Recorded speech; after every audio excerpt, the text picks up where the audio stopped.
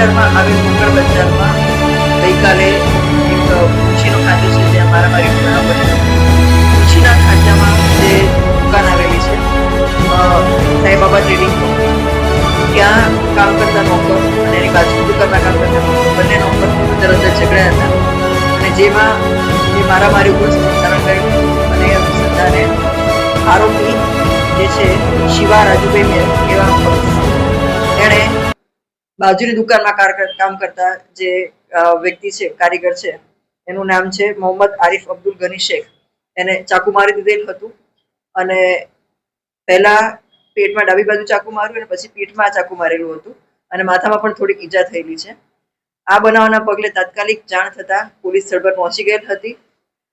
જે ઈજા પામનાર છે એને હોસ્પિટલમાં સારવાર માટે ખસેડવામાં આવેલો હતો. હાલમાં એની સારવાર ચાલુ છે. આરોપીને તાત્કાલિક અટક કરી લેવામાં આવેલો છે અને આ બનાવ અનુસંધાને સિટી પોલીસ સ્ટેશન ખાતે આઈપીસી કલમ 109, બીએનએસ કલમ 109(1), 115(2), 118(1), 118(2) અને જીપી એક્ટ 135 મુજબ ગુનો દાખલ કરવામાં આવેલો છે અને આગળની કાર્યવાહી હાથ ધરેલ છે.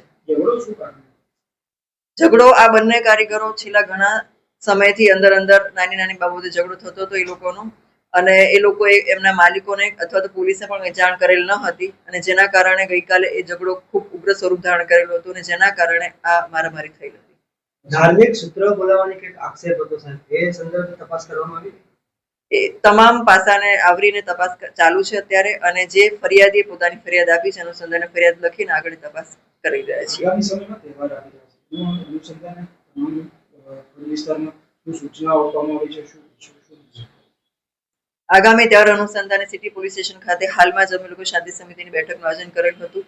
તમામ પોલીસ સ્ટેશન સાથે પોલીસ સ્ટેશનના આગેવાનોને અહીંયા આવેલા હતા મીટિંગમાં, અને એ લોકોને આગામી તહેવારમાં તકેદારી રાખવા માટે સૂચના આપવામાં આવેલી હતી. તહેવારમાં કઈ રીતે સંયમ રાખવાનું છે અને કોઈ મેસેજ આવે અથવા તો કોઈ અફવા હોય તો તાત્કાલિક અમારું ધ્યાન દોરવા માટે પણ અમે સૂચના કરેલી છે. આરોપીનું શું નામ છે, ક્યાં રહે છે, અટક કરવામાં આવી છે?